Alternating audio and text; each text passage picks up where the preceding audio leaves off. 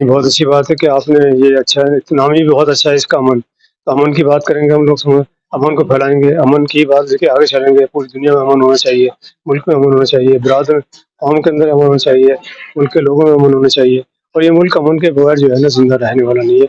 इसलिए मैं कहता हूँ कि आपके माध्यम से, आपके अमन चैनल से हम लोगों को आगे बढ़ना चाहिए और अमन की ही बात करनी चाहिए। मैं यही संदेश दूंगा कि भाई हिंदुस्तान हमेशा से ही मुत्तहिद रहा है, लाशऊरी तौर पर, अनकॉन्शियसली, और शऊरी तौर पर उसको तोड़ने की कोशिश कुछ एलिमेंट्स कर सकते हैं या कर रहे हैं या करते रहे हैं। वो जैसे पहले नाकाम हुए थे, आइंदा भी नाकाम होंगे। तो सरकार से ये अभी सरदार साहब ने बोला सरकार को जाके मिलो आप, और ये गवर्नमेंट से मसला मसला गवर्नमेंट हल करेंगे इंशाल्लाह। बोले आप गवर्नमेंट से इसकी बात करो, मैं भी फोन ला के बात करता हूँ। तो हम लोग इंशाल्लाह वापिस सरकार के साथ जाएंगे बम्बई जाए बाद, और सरकार से हम हमारी फरियाद, हमारी परेशानी, हमारी दिक्कत बताएंगे, और ये दोबारा जल्द से जल्द हमारा जुबा खाना चालू हो जाए।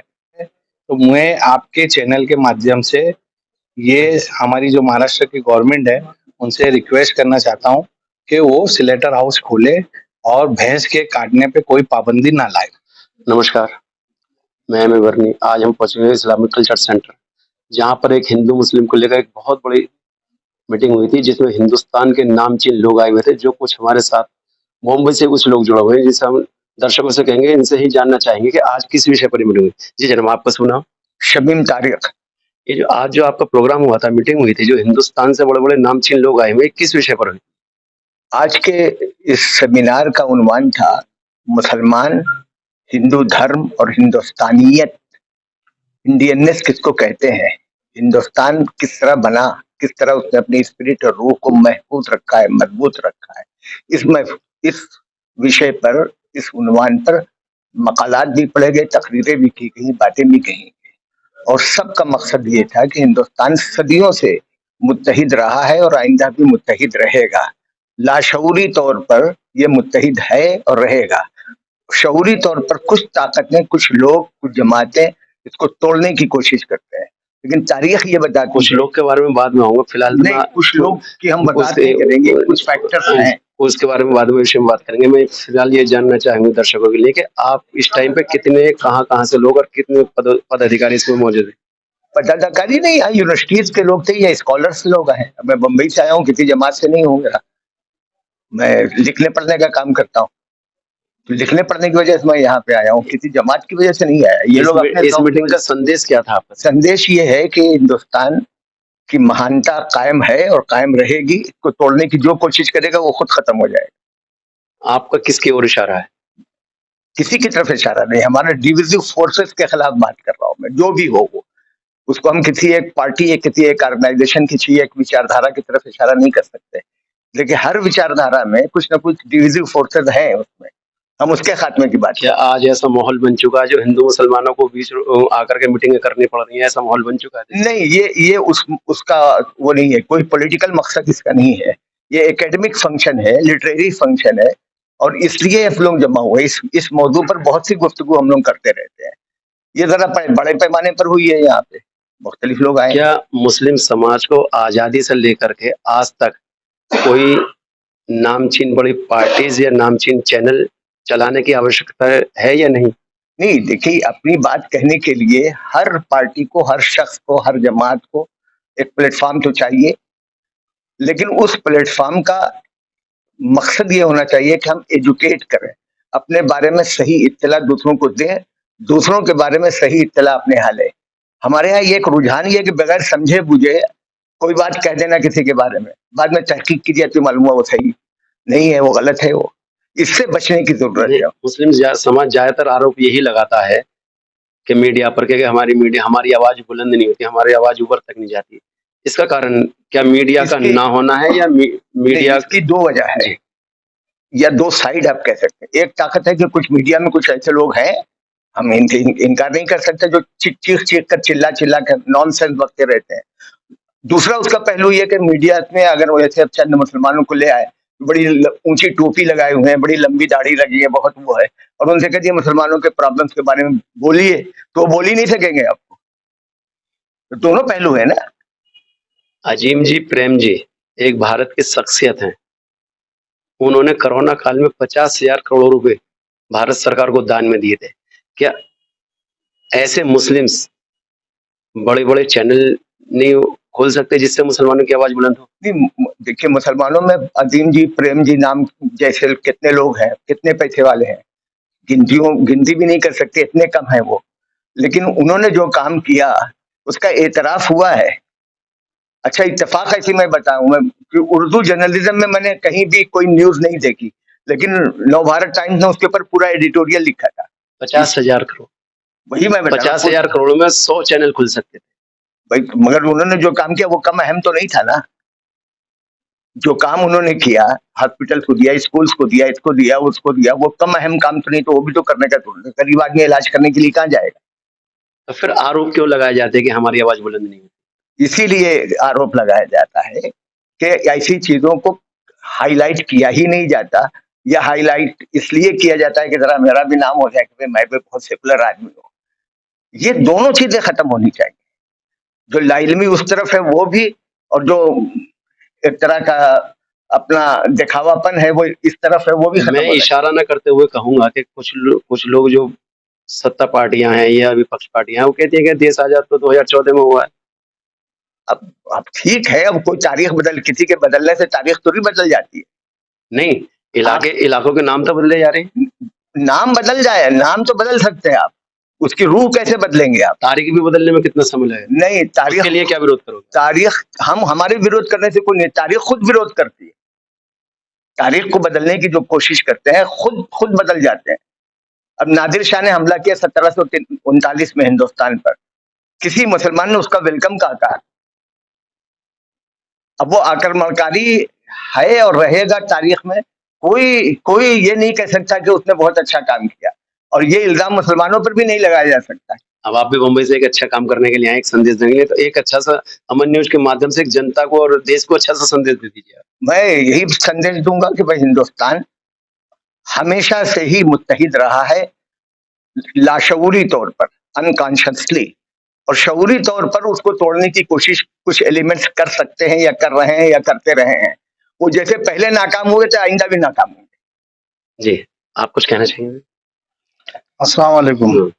आपका सुन रहा हूँ। मोहम्मद बशीर गुलाम कुरैशी, बम्बई अध्यक्ष कुरैशी जमात। असल में पूरे हिंदुस्तान में जितने भी हमारे हिंदू मुसलमान भाई है, सब अल्लाह के बंदे, अल्लाह की मखलूक है, और हम आदम अलैहिस्सलाम की औलाद है, और हमारे में इत्तेफाक, इत्तेहाद, मोहब्बत है। अल्लाह हमेशा कायम रखे। कुछ है गिने चुने लोग, तो उन पे केयर नहीं करना चाहिए, इनको समझना चाहिए कि आपस में देश को संभालना है, देश को लेके चलना है, और देश की तरक्की करना है। और दूसरा विषय ये, हमारे मुंबई के अंदर एक बड़ी घटना चली, पूरे कारोबार हमारे बंद हो गए, महस हो गए, उसमें बीमारी निकली महस के अंदर। उसका भी हम डेलीगेशन लेके हमारे सिराज कुरैशी साहब के पास आए, हमारे जब पूरे इंडिया के सदर है, तो हमने हमारे लेटर भी दिया इनको, और हमने बम्बई के चीफ मिनिस्टर, महाराष्ट्र के वहाँ के होम मिनिस्टर साहब को आप दरखास्त करो कि जो कारोबार बंद हो गया इसको दोबारा कार चालू करे। अभी इसमें थोड़ी भैंस के ऊपर कुछ बीमारी आ गई, तो उसमें पूरे भैंसों बंद कर दिए, और उसका जो दूध निकला वो दूध जनता पी रही है, उसका मक्खन खा रही है, उसका दही खा रहे हैं। तो बीमारी अगर जन्म में हो तो दही भी नहीं खाना चाहिए, मक्खन भी नहीं खाना चाहिए, उसका मलाई भी नहीं खाना चाहिए। बहरहाल हमने बहुत रिक्वेस्ट करके आसिरा साहब को बोले आप भी मदद करो, हमारी महाराष्ट्र और बम्बई की गवर्नमेंट से हम भी चले जाएंगे, कोशिश करेंगे। तो उसके लिए हम भी एक डेलीगेशन लेके आए, तो काफी हमारी इसमें चर्चा हुई, बातचीत हुई।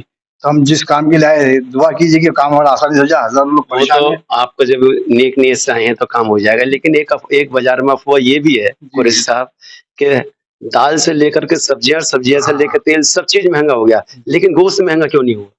गोश्त बहुत महंगा हो गया, ये किसने बताया? 200 रुपए किलो था, 200 रुपए किलो आज भी है। नहीं, गोश्त जिस टाइम पे दाल 40 रुपए किलो थी, आज दाल 200 पहुंच गई है, लेकिन गोश्त वही है। ये अफवाह है, इसके बारे में क्या कहना चाहिए? नहीं, गोश्त का असल में क्या, हमारे महाराष्ट्र गवर्नमेंट ने वो पाबंदी लेके आई, बहुत सारी परेशानी लेके आई। गोश्त कम होने की वजह से इतनी सब्जी का दाम बढ़ गया, तरकारी का दाम बढ़ गया, और चीजों का दाम बढ़ गया। इसमें तमाम लोग परेशानी हो रही, हमारे हिंदू भाइयों को, मुसलमान भाई को, क्रिश्चियन भाई को, सरदारी भाई को, सब परेशानी का शिकार बन रहे। ये गवर्नमेंट को सोचना चाहिए, हमारा जो गोश्त का कारोबार है इसको उनको बड़े दिल से राहत देना चाहिए, और हमारा सपोर्ट करना चाहिए। और हमारे गवर्नमेंट आपको सब्सिडी देती है? बिल्कुल सब्सिडी नहीं है, और हमारे कुरैशी जमात को तो इतनी परेशानी, इतनी तकलीफ है, हमारी गाड़ियां पकड़ी जाती। अब आप सरकार से क्या उम्मीद? हम सरकार, हम हमारी सदर साहब से हम बात करने के लिए आए थे। सदर, हम क्या किया जाए, हमको आप मशवरा दीजिए, हमको सिचुएशन बताइए। सरकार से आप क्या चाहते हैं? तो सरकार से ये, अभी सदर साहब ने बोला सरकार को जाके मिलो आप, और ये गवर्नमेंट से मसला मसला गवर्नमेंट हल करेगी इंशाल्लाह। बोले आप गवर्नमेंट से इसकी बात करो, मैं भी फोन ला के बात करता हूँ। तो हम आप कुछ कहना चाहेंगे? अभी इतने सारे आरोप लगे, इतने सारे इन्होंने खंडन किए। आप भी बॉम्बे से आए हैं, बड़ी उम्मीदों के साथ दिल्ली आए हैं, क्योंकि दिल्ली देश की राजधानी है। किस उम्मीद से आए हैं आप? देखिए, मेरा नाम मोहम्मद आसिफ कुरैशी है। मैं कई संस्थाओं से जुड़ा हूँ और कुरैशी समाज का मैं मुंबई का ट्रेजरर भी हूँ। और महाराष्ट्र गवर्नमेंट ने जो हमारे स्लेटर हाउस बंद करने का निर्णय लिया है, मुझे लगता है कहीं न कहीं उनको मिसगाइड किया है किसी ने, क्योंकि ये जो बीमारी है, ये बैल में और गाय में पाई जा रही है, ये भैंस में पाई नहीं जा रही है। और जो महाराष्ट्र में जानवर कटता है, वो भैंस कटता है। तो कहीं न कहीं किसी ने उनको मिसगाइड किया है। तो मैं आपके चैनल के माध्यम से ये हमारी जो महाराष्ट्र की गवर्नमेंट है, उनसे रिक्वेस्ट करना चाहता हूँ कि वो स्लेटर हाउस खोले और भैंस के काटने पे कोई पाबंदी ना लाए। इसी बीच हमारे बीच आ चुके हैं इस्लामिक कल्चर सेंटर के प्रेसिडेंट और ऑल इंडिया कुरैशी जमात के सिराज कुरैशी साहब, जिसके ऊपर कुरैशी समाज को बहुत बड़ा नाज है, जिन्होंने एक भारत के छोटे से प्रांत के गवर्नर को हरा करके यहाँ पे एक सीट जीती थी, जिसमें अमन न्यूज ने एक बहुत बड़ी भूमिका निभाई थी और काफी भूमिका वो चैनल पे आप देख सकते हैं। तो कुरैशी साहब नमस्कार, अमन न्यूज में आपका स्वागत है। जी, बहुत बहुत शुक्रिया आपका। कुरैशी साहब, आपका यहाँ आना की का मकसद? ऐसा है, आज एक तो कुछ प्रोग्राम चल रहा था इंडिया इस्लामिक कल्चर सेंटर में, बहुत सारे प्रोग्राम होते रहते हैं। आज Khusro foundation Islamic culture centre ने मिलकर एक प्रोग्राम किया है, देख रहे हैं आप, हिंदू मुसलमान धर्म और हिंदुस्तान। जी। तो क्या है कि हम लोगों ने इस पर चर्चा की काफ़ी। जो आजकल का माहौल चल रहा है, हम लोग कोशिश कर रहे हैं कि हिंदू और मुसलमान दोनों एक साथ जुड़ के बैठे, अपने मसाइल का हल वो खुद बैठ के निकालें। हम ये नहीं चाहते कि हमारे मसाइल के अंदर दूसरा कोई आदमी मुदाखलत करे। तो इसी मौजू पे आज ये है कॉन्फ्रेंस हुई है। अभी चल रही कॉन्फ्रेंस पूरी नहीं हुई है। बाकी यह है कि डेलीगेशन जो है बॉम्बे से, महाराष्ट्र से और दूसरी जगहों से, उसका मकसद ये है कि जो वहाँ के मसाइल है बिरादरी के, उनको हल करने के लिए मेरे पास यहाँ ये तशरीफ़ लाए। तो मैं समझता हूँ कि हम लोग बहुत जल्दी पहले सीएम से मुलाकात करने की कोशिश कर रहे हैं महाराष्ट्र के। उससे सीएम से मुलाकात हो जाएगी, फिर देखते हैं क्या होता है। लेकिन मैं समझता हूँ कि हालात जो है वो अच्छे हो रहे हैं और अच्छे हो जाएंगे, और जो मसाइल हैं बिरादरी के, वो मेरे ख्याल से काफ़ी हल हो जाएंगे। फिक्र करने की जरूरत नहीं है। मैं समझता हूँ पूरी बिरादरी को सबसे ज्यादा कुरैशी समाज के स्लेटर हाउस, ये मीट हाउस पर जो हमले हो रहे हैं और उनके लगातार कमियां निकाल करके बंद कर रही है, उसके लिए आप क्या तैयार? देखिए, ऐसा है, उसके लिए कोशिश जारी है और कोशिश जारी रहेगी। मैं समझता हूँ ये छोटा सा एक फेज़ है, इसको हम लोग ख़त्म कर देंगे बहुत जल्दी।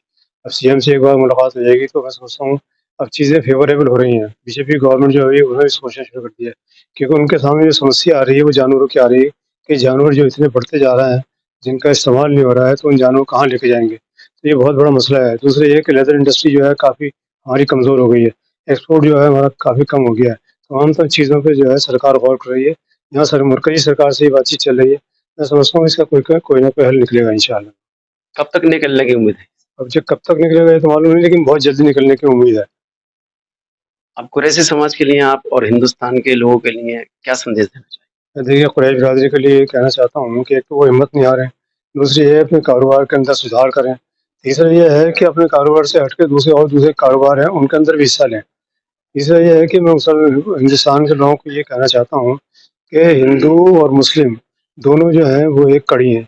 इनको एक दूसरे से अलग नहीं होना है, एक दूसरे के साथ रहना है। पीस हम लोग अमन और चैन की बात करें, एक दूसरे के सर से सर जोड़ के बैठें, एक दूसरे के दुख दर्द में शामिल हों, एक दूसरे के साथ चीज़ें बांटें और हिंदुस्तान को मजबूत करने की पूरी कोशिश करें। सरकार व केंद्र सरकार और राज्य सरकारों को इससे क्या अपील करना चाहिए? देखिए, राज्य सरकार जो ख़ास तौर पे बीजेपी की सरकारें हैं और हमारे जो मरकज़ी सरकार है, उनके अंदर आपस में अच्छा तालमेल है, वो अच्छा कर रहे हैं। मरकज़ से हम एक मीटिंग मेरी होने वाली है शायद एनिमल हस्बेंड्री के मिनिस्टर से, बहुत सारी चीज़ें उस वक्त क्लियर हो जाएंगी। बहुत जल्दी वो मीटिंग भी होने वाली है। अमन न्यूज के माध्यम से आप क्या संदेश देना चाहिए? नहीं, बहुत अच्छी बात है कि आपने ये अच्छा है, नाम ही बहुत अच्छा है इसका, अमन। तो अमन की बात करेंगे हम लोग, अमन को फैलाएंगे, अमन की बात लेके आगे चलेंगे। पूरी दुनिया में अमन होना चाहिए, मुल्क में अमन होना चाहिए, बिरादर कौम के अंदर अमन होना चाहिए, मुल्क के लोगों में अमन होना चाहिए। और ये मुल्क अमन के बगैर जो है ना जिंदा रहने वाला नहीं है। इसलिए मैं कहता हूँ कि आपके माध्यम से, आपके अमन चैनल से हम लोगों को आगे बढ़ना चाहिए और अमन की ही बात करनी चाहिए। तो ये थे हमारे साथ सिराज कुरैशी साहब, जिन्होंने अपनी बात रखी और सरकार से भी अपील की और कुरैशी जमात को भी एक अच्छा संदेश दिया। तो इसी के साथ हमें नमस्कार।